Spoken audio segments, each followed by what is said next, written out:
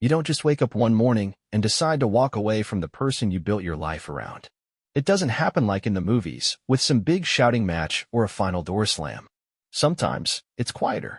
Sometimes it's a sentence, 7 words that peel something open inside you, and suddenly you can't unsee the truth. For me, it was, my body, my rules. Deal with it. I didn't respond at first. I just sat there in the living room, staring at the soft flicker of the TV I wasn't even watching. She stood by the doorway, arms crossed like she had just won a debate, like I was the unreasonable one for even bringing it up. It had started with a change in energy. That's the only way I can describe it.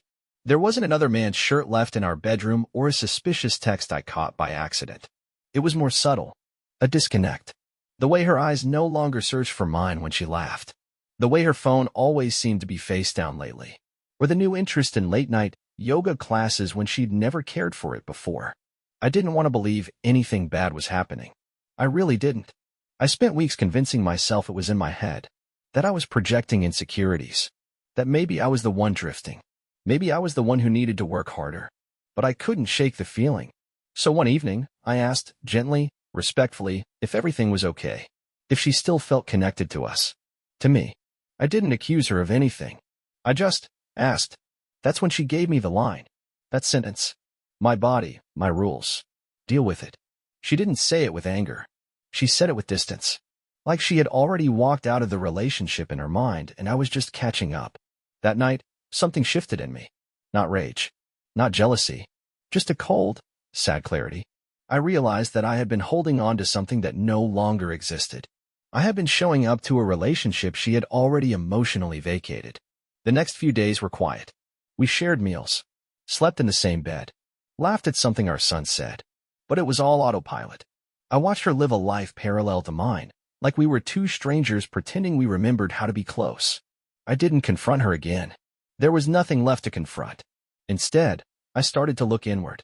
I started writing again, something I hadn't done in years. I found myself journaling late into the night. Not angry thoughts. Just reflections. Memories. The slow erosion of love. The difference between companionship and connection. How silence can sometimes scream louder than words.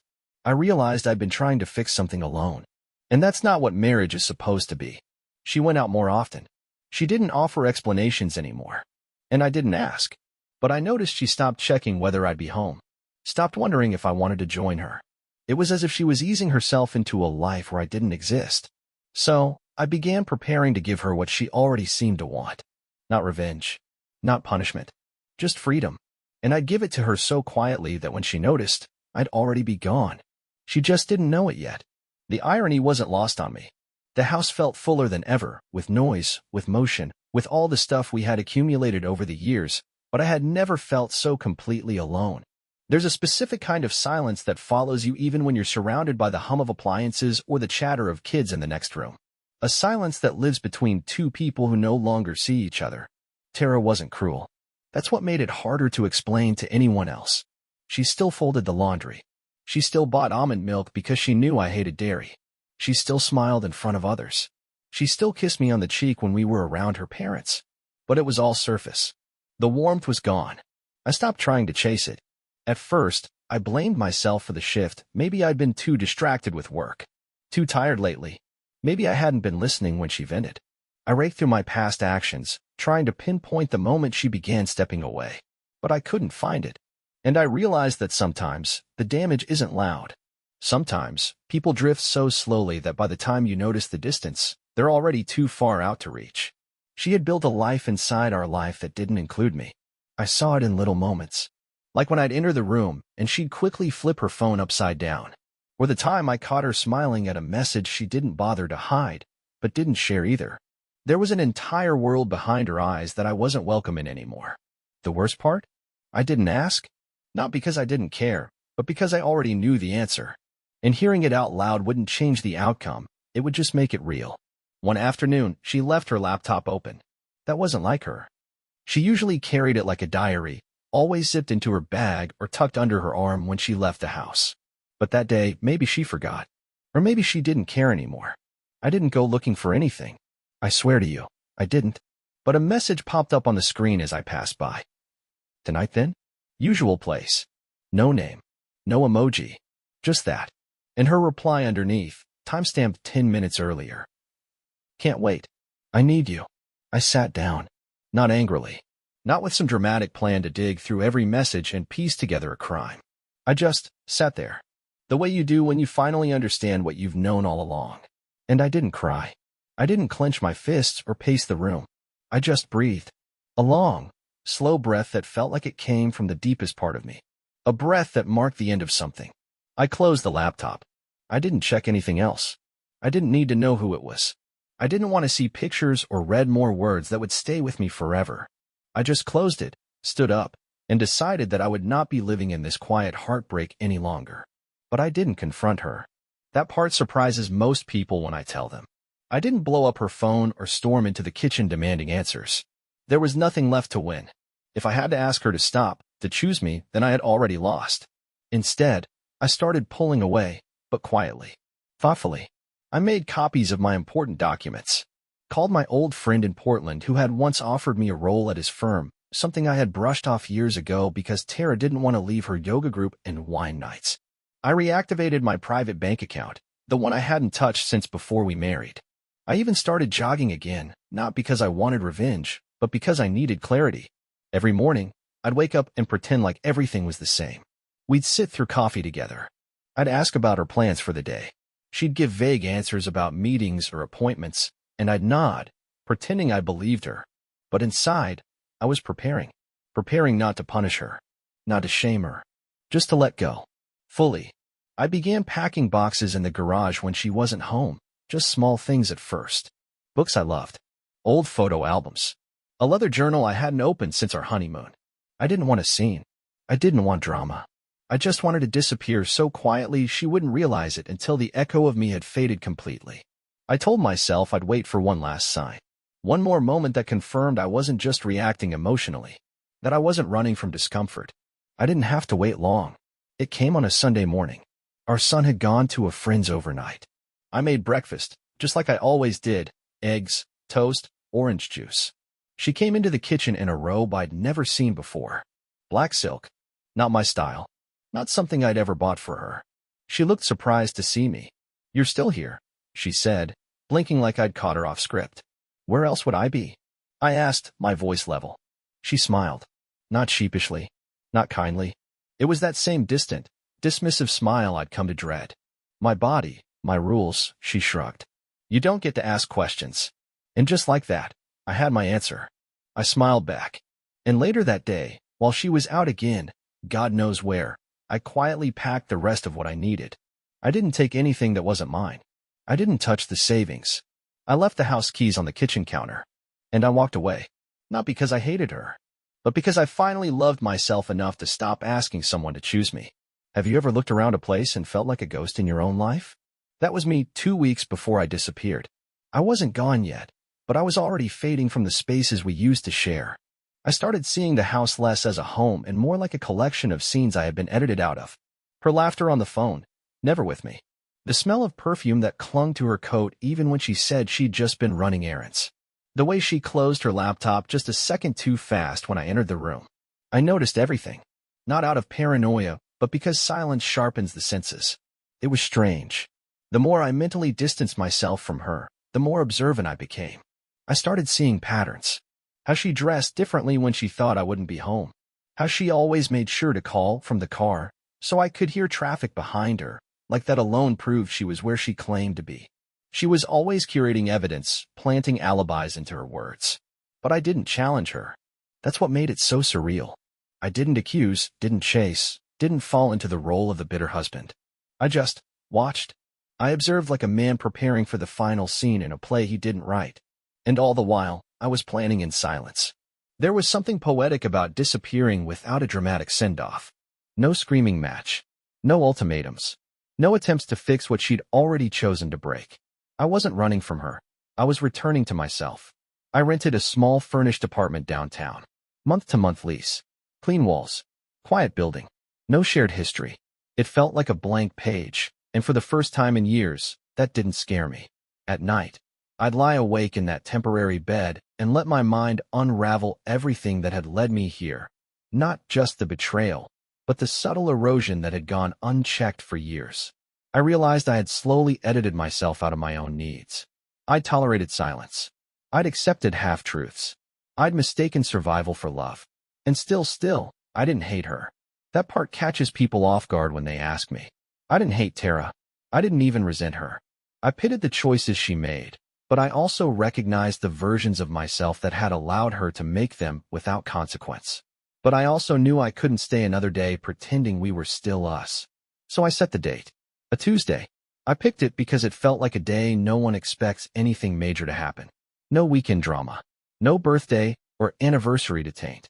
Just an ordinary Tuesday that she would never forget for entirely different reasons. The night before, I stood in the doorway of our bedroom and just looked at her. She was asleep, one hand tucked under her cheek. Peaceful, as if she had no idea the person next to her had already left emotionally. Maybe she didn't. Maybe she'd stopped looking for me a long time ago. I wanted to remember her like that. Not the version that lied. Not the one that whispered to someone else in the dark. Just this quiet image of a woman I once loved with everything I had. It was the cleanest goodbye I could give myself. The next morning, I got up early. Earlier than usual. The house was still wrapped in sleep. I took a slow shower. Got dressed. Packed the last few things into the trunk of my car. Books, a box of old journals, a framed photo of my dad and me at a baseball game when I was 11. Just essentials. Just reminders of who I was before I became someone else's background character. I left a letter on the kitchen table. Not a plea. Not a confession. Just a statement of truth. I didn't explain everything. I didn't know a novel. But I made it clear. I knew. And I was done. No hate. No war. Just the end. As I locked the door behind me, I didn't feel triumphant. There was no swelling music. No cinematic fade-out.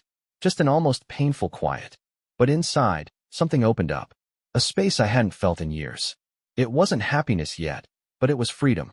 And I was ready to step into whatever came next, even if she never saw me again.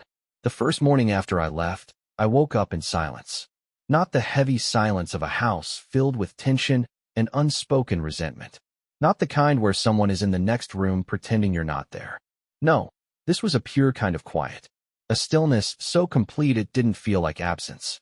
It felt like peace. I stared at the unfamiliar ceiling above me. White. Plain. No cracks. No history. Nothing had happened here yet. That was the beauty of it. For the first time in years, I wasn't carrying anyone else's emotions the second I opened my eyes. I made a cup of coffee and sat by the window. No television. No phone in my hand. I just watched the city wake up. People walking dogs, buses rumbling by, a couple arguing about parking meters. Life moved on without needing me to perform, to explain, to apologize for things I didn't do. And that's when it hit me. I hadn't realized how much of myself I had muted in order to keep the illusion of our marriage intact. How many days I had let pass with a lump in my throat, telling myself, it's not the right time to bring this up, or maybe tomorrow she'll be different. I had been waiting for the return of someone who had already moved on. That realization didn't bring tears. It didn't even bring relief. It just landed, heavy but necessary, like a book being closed after a long chapter. I turned my phone over. 46 missed calls. 17 texts. All from her. The first few were casual. Hey, where are you? Can you pick up eggs on your way back? Then came the shift. Why aren't you answering? Are you seriously ignoring me? And finally, you better tell me what's going on. This isn't funny. I didn't open any of them. Not out of cruelty. I simply knew that nothing she said would make me feel seen, understood, or valued. She would spin it, as she always had. Play the victim. Tell me I was being dramatic. Accuse me of running away from a rough patch. But what she called a rough patch, I knew was a slow emotional death. 2 hours later, another message came through. I didn't look at it right away. I poured another cup of coffee. I looked out at the skyline. I opened my journal and wrote down one sentence. Sometimes people don't leave you. They just stop showing up. When I finally opened the new message, it wasn't what I expected. It wasn't an apology. It wasn't even a question. It simply said, "So you're just going to disappear?" Seriously. There it was. Proof. Even in this moment, it was about her. About how my choice to walk away impacted her. Not what led me there. Not what I had silently endured. Not the betrayal. Not the night after night of cold distance, lies she thought were subtle, and conversations that ended before they began. just outraged that I had made a move without her permission. The truth was, I hadn't disappeared. I had reappeared in my own life. It wasn't a revenge play. It wasn't about causing her pain. I simply stopped accepting less than the love and honesty I deserved. And that kind of exit always feels like betrayal to the one who's benefited from your silence. Later that day, I got an email, not from her, but from her sister, Leah. We hadn't spoken much over the last few years. She was one of the few people who saw through Tara's performance, though she never said it outright. The subject line was simple. "Are you okay?" Inside, it said, "I don't want to get in the middle of anything, but I just wanted to say, I've seen how things have been, and if you ever need to talk, I'm here." That message nearly broke me, not because I needed saving, but because it reminded me that someone had noticed, that I wasn't crazy, that I hadn't imagined the emotional abandonment, that someone had seen me quietly holding everything together. I didn't reply that day, but I held on to her words like a lifeline. That night, I went for a walk. No destination, no music in my ears. I just moved through the streets, listening to the city, feeling my own breath. There was something sacred about walking with no plan, no pressure. I passed a bookstore and went inside. Picked up a novel I hadn't seen since college. Bought it. Just like that. The freedom to choose, even something that's small, felt revolutionary. I knew the days ahead would be hard. I knew there would be guilt. I'd miss the kids. I'd miss pieces of what we were. But I also knew, without question, that I couldn't go back. I had seen the truth too clearly.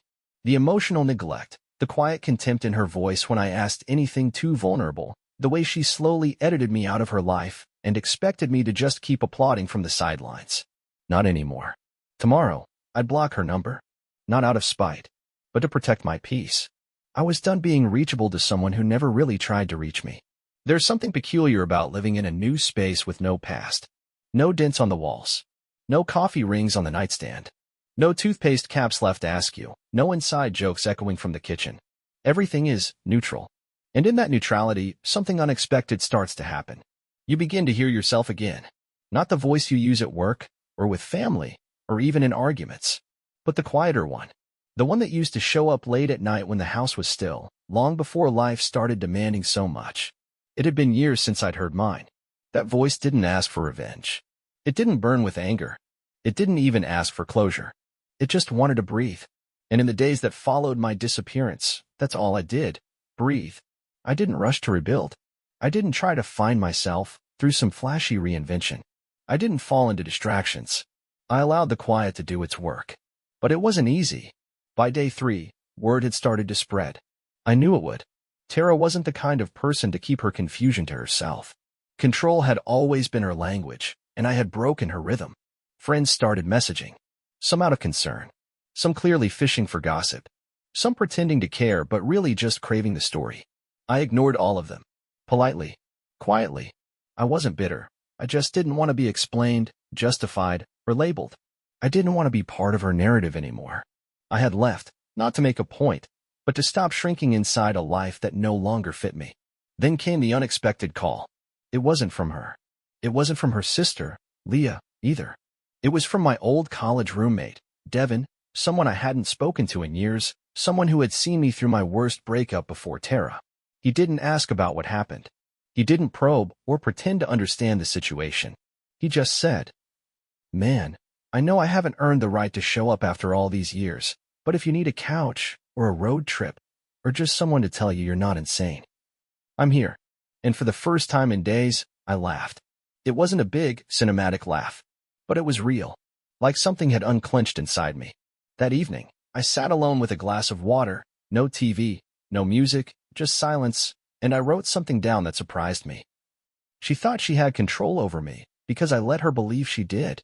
But now that I'm gone, she's learning the difference between being followed and being chosen. I didn't leave because I hated her. I left because I realized I had been waiting to be chosen again.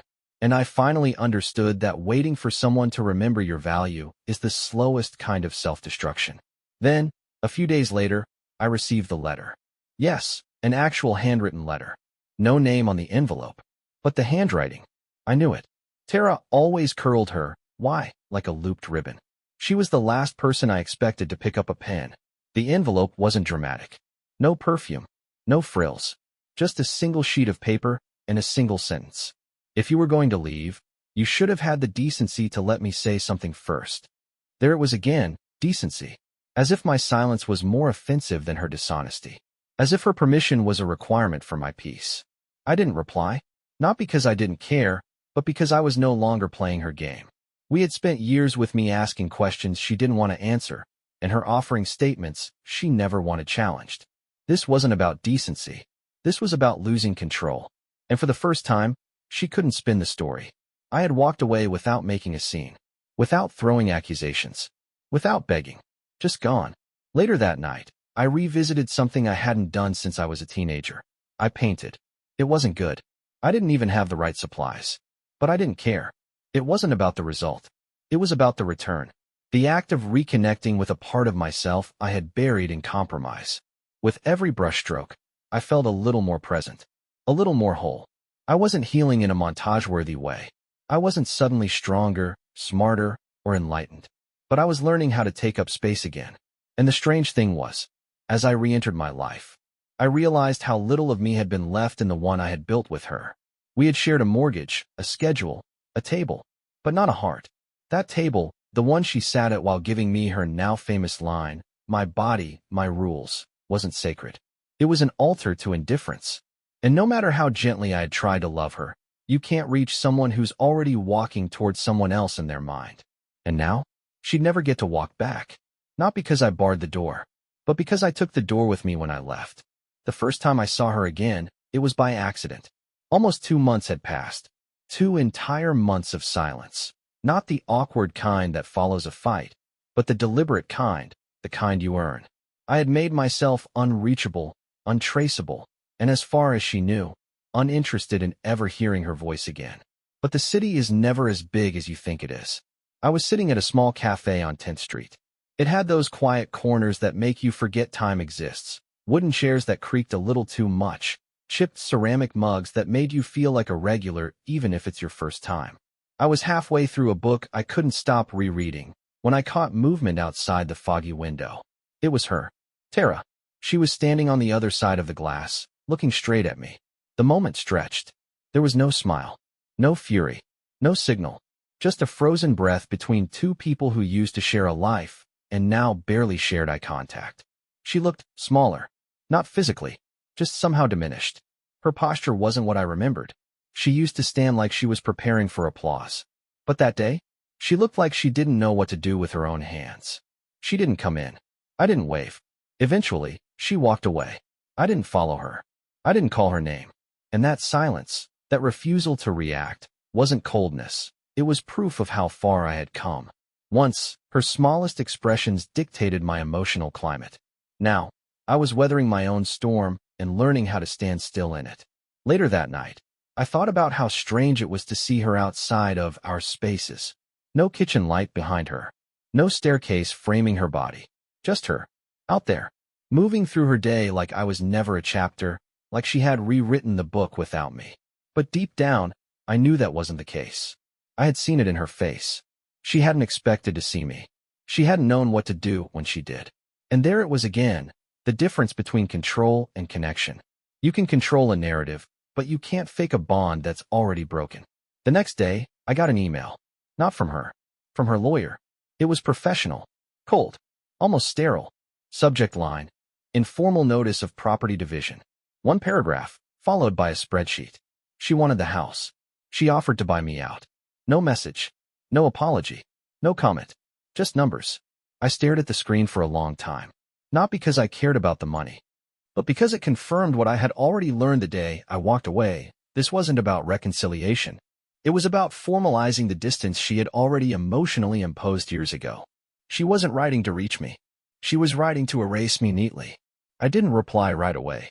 I closed the laptop and let the silence breathe again. The thing is, I wasn't the man I had been when I left. I had rebuilt in small, quiet ways. I'd made friends again. I had gone hiking alone, not for exercise, but to listen. I had painted 3 more canvases. Not because they were good, they weren't, but because they were mine. I had started eating dinner at the bar of my favorite bookshop, where no one asked questions, and the owner gave me free pie when he saw me reading poetry. I was living, not escaping. I didn't need to prove a point. And that's why I didn't respond to her lawyer. Not immediately. I let her sit in the same silence she used to punish me with. I let her wonder where I stood. 2 weeks later, she sent a second notice. This time from a different firm. The tone was sharper. Less spreadsheet, more pressure. And then, finally, her name appeared in my inbox. No alias. No initials. Just, from Tara. Subject, are you going to make this difficult? The message was short. You're being cruel. I just want to move on. I offered you something fair. Can we please be adults about this? I read it twice. Then a third time. Not a single sentence about what really happened.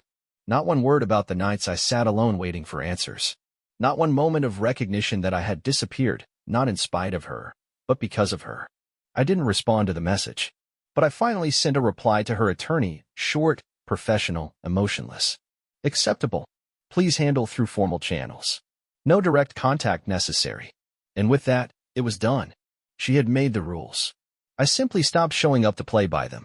The next morning, I stood by the same cafe window she had looked through weeks earlier. I wondered if she'd pass by again. I wondered if she was still waiting for me to return to the role she had written for me. The one where I forgive quickly, ask for little, and stay quiet. But that man had left with no suitcase and no goodbye. And this version of me? He wasn't coming back. Some endings don't come with a final conversation. They don't arrive through explosive arguments or cinematic goodbyes. Some endings reveal themselves slowly, like a door that was left open, not slammed shut, but forgotten. That's how it was with Tara. It took weeks, maybe even months, but eventually, she stopped trying to pull me back. The emails dried up. Her lawyer finalized the numbers. I signed the documents with a borrowed pen at a borrowed desk and a borrowed life that was becoming more mine every day. And then, nothing. No messages. No calls. No staged accidental run-ins. At first, I thought that silence would bring relief. I thought it would taste like victory, like the last scene in a story where the protagonist wins by walking away. But it didn't. It tasted like clarity. Because what I realized in that space, in the void that followed her absence, was that I had never truly been seen by her. Not as a whole person. I had been useful. I had been present. I had even been loved in a conditional way. But seen? No. She had loved the version of me that didn't interrupt her rhythm. And once I began to listen to my own voice again, I no longer fit her melody. I began to notice things I hadn't noticed before. Not about her, but about myself. How I moved through the world. How often I said sorry without meaning to. How rarely I looked people in the eye. How tightly I clenched my jaw when ordering coffee. How I always waited an extra second to let others speak first, as if their thoughts had more value. I had spent years shrinking myself into a version that wouldn't provoke discomfort. A version that wouldn't be called needy, too emotional, or dramatic. Tara didn't demand that. But she never made room for anything else, either. And now that I had room, I was learning to fill it. It started with small things. A new couch in my apartment, not expensive, just mine. A record player I'd always wanted. A weekend trip to Seattle alone, no itinerary, no check-ins. Dinner with Leah, yes, her sister, not out of rebellion, but out of truth. Because Leah had seen what I had lived through and never sugarcoated it. She didn't ask about the breakup. She asked about me. What do you like now? She said over soup in a quiet corner booth. Now that you don't have to like anything for anyone else? It was such a simple question. And yet, I had no answer. So I started figuring it out. I tried things, jazz instead of podcasts, painting with oils instead of acrylics, reading poetry again instead of business books I never liked. I picked up the guitar I had left in storage for 10 years. My fingers were clumsy, but something in me remembered. It didn't have to sound good. It just had to be mine. And then one afternoon, on a walk home from the bookstore, I passed by a community center. There was a flyer on the bulletin board. Saturday night conversations. No pressure. No judgment. No agenda. Just people who want to listen and be heard. I went. Not to talk about her. Not even to talk about myself. Just to sit in a room where words weren't weapons. Where people spoke without pretense. Where nobody was pretending everything was fine when it wasn't. A woman in her 60s talked about losing her dog. A man in his 30s talked about how scared he was of being a father. A teenager talked about being invisible in her own family. And for the first time, I saw a truth I hadn't considered before. This wasn't just about a failed marriage. It was about belonging. About having a voice. Not for approval, but for connection. I didn't speak that night. I just listened. But I went back the next week. And the week after. And then one night, I spoke. I said, I used to think silence meant peace, that if I wasn't arguing, I was doing something right. But now I know, silence can be the most exhausting performance in the world. Nobody clapped. Nobody needed to. They just nodded. And something in me exhaled. Meanwhile, I heard from a friend that Tara had started telling people I checked out emotionally years ago, that I had just walked away with no warning. I didn't correct her, because I didn't need to. Let her version float wherever it needed to float. I wasn't interested in dragging her name through mud or stitching myself into her narrative again. I had my own pages to write. But then, something strange happened. One evening, I got a letter. Not from her this time. From a mutual friend. Inside was a single photo. It was from 4 years ago. The two of us, standing on a beach, arms around each other, the wind blowing her hair across my face. On the back, in handwriting I didn't recognize, was one line. This was the last time you looked truly happy. There was no signature. Just that. I don't know who sent it. Maybe it was her. Maybe it was Leah. Maybe it was someone else entirely. But I kept the photo. Not to remember her, but to remember me. The version of me that was still fully alive before I began dimming my light to make space for her shadow. And now, with one part of my life fading further into the past, and a different self slowly emerging from the wreckage, I understood something important. You don't lose yourself in one moment. You give yourself away in pieces. And the only way back is to reclaim them. One quiet, beautiful piece at a time. It's been a year, 12 months, 365 days. Countless sunrises I actually noticed. Conversations I actually listened to. Cups of coffee I drank slowly, not on my way to anywhere. I live in a smaller apartment now. Fewer windows, but more light. Not because of where it faces, but because of how I feel inside it. Everything in it I chose. Every object has a story. Every photo is someone I still speak to. Every book is something I actually want to read. There's no furniture that exists just to match her taste. No decorations I bought just to stop an argument. No reminders of who I used to be in someone else's world. And most importantly, the silence here is kind. It welcomes me when I come home. It wraps around me, not like a punishment, but like permission. I talk to people more now, not because I need them to fill space, but because I finally enjoy sharing mine. I have a few close friends. I call my mom every Sunday. I teach an art class at the community center on Thursdays. Mostly beginners, mostly messy, but always full of laughter. And sometimes, I catch myself smiling, for no reason. Not because someone did something funny, not because I received good news, just because I feel like I belong in my life again. A few weeks ago, I ran into someone I hadn't seen since before the divorce. She paused, stared at me for a moment, and said, "You look lighter." I thanked her, but I didn't explain why. Because how do you explain to someone that the heaviness wasn't just sadness or stress? It was the slow erosion of self. And how do you explain that the lightness came not from changing the world, but from no longer carrying someone else's version of you? I haven't heard from Tara in months.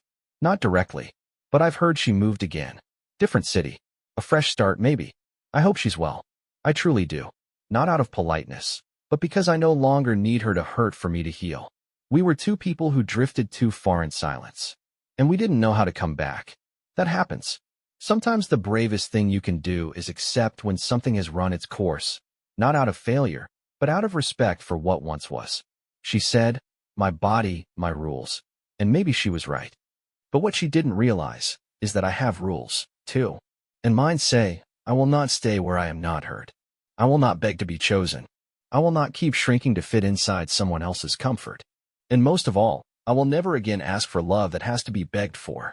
I've learned to choose peace, not as a passive state, but as an active one. Peace takes work. It takes boundaries. It takes the courage to say no more without shouting. And now, I sit at a small cafe, not the one where I saw her, but one a few blocks away, with better pastries and a view of the park. There's a notebook in front of me, nearly full.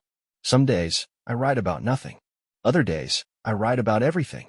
Today, I'm writing this. Not for closure, but because somewhere out there, someone might be sitting in a life that doesn't feel like theirs anymore. Someone might be shrinking to be loved, losing themselves in exchange for silence. And if they're reading this, I want them to know you're allowed to walk away. You're allowed to start over. Not in spite of love, but because you finally understand what love isn't. This story didn't end with fireworks. It ended with a quiet door closing, and another one opening inside me. And this time, I step through it with no fear, and no one else's voice guiding the way.